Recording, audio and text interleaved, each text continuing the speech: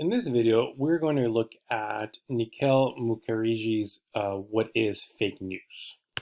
Mukherjee picks up on Frankfurt's notion of bullshit and applies it to fake news. So according to him, fake news just is an instance of bullshit. Although, he's going to give a more clear analysis or definition of what he means by fake news. But recall that for Frankfurt, bullshit more or less is an indifference to how things really are. All right, someone is bullshitting when they don't really care how things really are. They're just trying to push some kind of agenda or tell some kind of narrative. Bullshitters sometimes explicitly do misrepresent in certain ways what they're up to, but for the most part, there's a central notion that they just don't necessarily care about how things really are, how reality is. They just care about their kind of end goal, whatever that may be, whether again pushing some kind of agenda, um, relaying some kind of narrative, or something along those lines. And we come across bullshit in regular context. So Mukherjee here wants to give an analysis of bullshit as a way of classifying what fake news really is.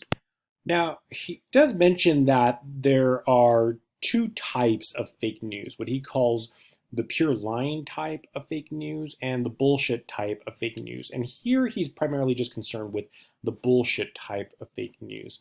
And he provides the following analysis of what fake news are. So he says, something qualifies as fake news under the conditions that, one, it contains bullshit, in other words, it's kind of indifference towards what is true.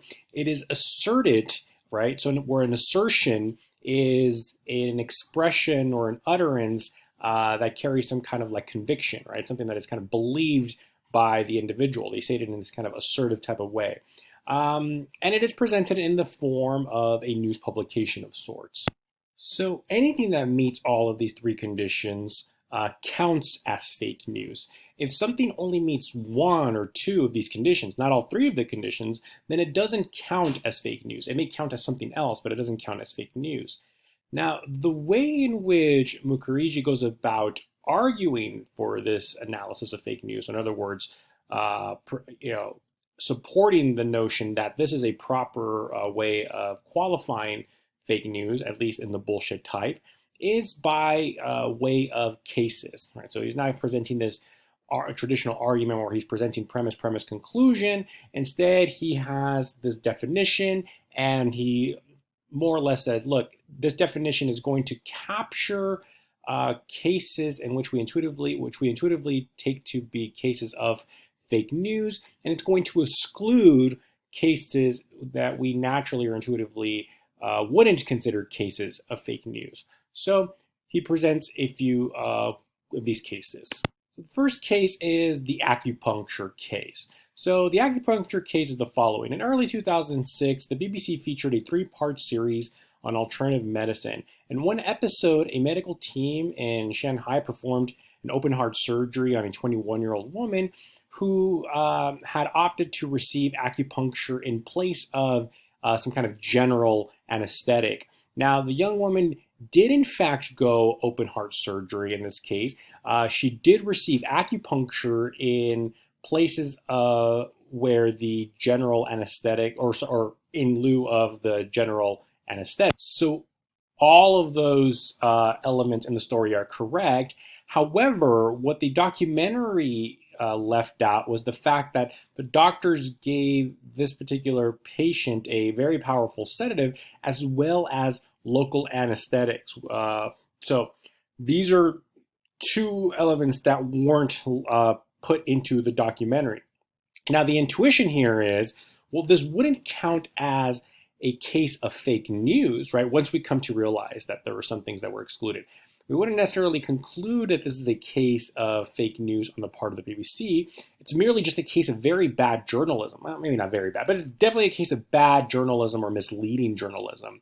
The documentary attempted to report the facts, but failed to tell us all of them, right, to make a more kind of educated judgment on how well the documentary, how well the reporting was. So this is not meant to be a case of fake news. It's supposed to be just a case of bad journalism.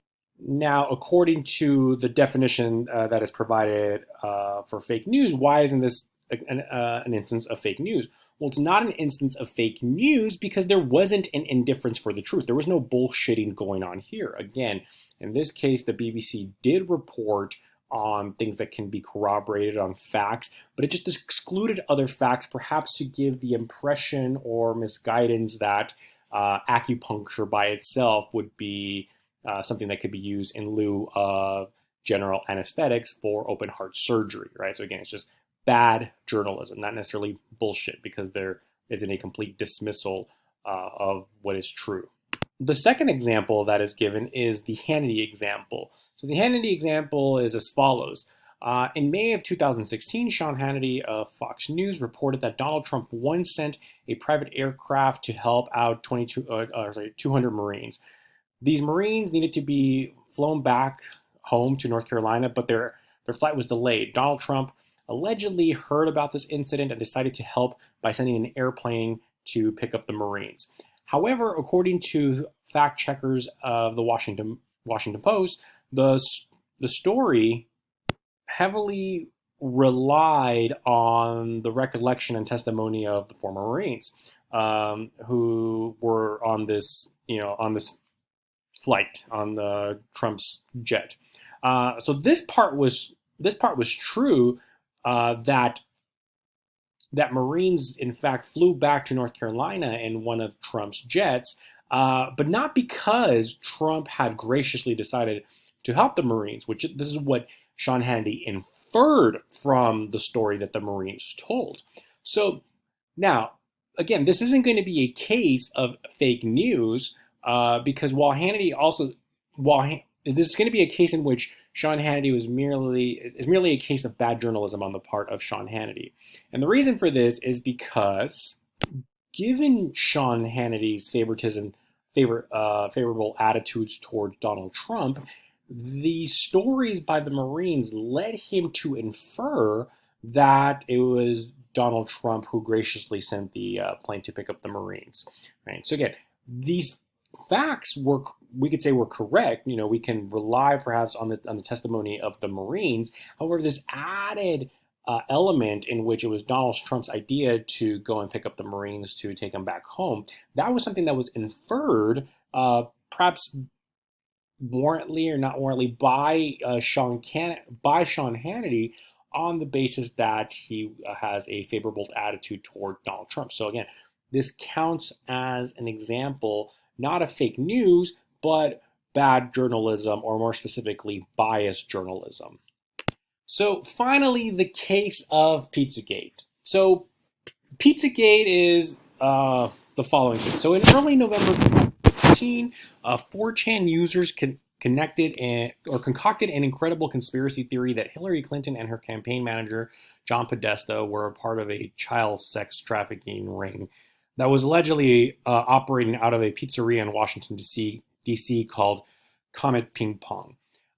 Users went through Clinton's emails, which were leaked, and found James Alfonte, owner of the pizzeria, among Podesta's email contacts. In addition to that, Alfonte posted a note where Clinton thanks Alfonte on Instagram, and in this picture there was also pictures, or there were children in the picture. So now 4chan users will say, quote unquote, connected the dots and inferred that from all of this information that Alfonte, Hillary Clinton, Podesta were conspiring in trafficking children, right? And they put this on the internet, and other people picked up on it. And there was actually an incident in which one of these 4chan users went to Washington, D.C. with a weapon and opened fire because they're allegedly trying to stop this child trafficking ring, right? So the intentions, we could say, were quote unquote good because they were trying to stop this child trafficking ring. But the fact is that there was just no child trafficking ring here at this pizzeria. So this case of Pizzagate is an intuitive case, or is a clear case, in which that qualifies as fake news. And it qualifies as fake news because it meets all of the criteria that were laid out on the original definition that we saw earlier.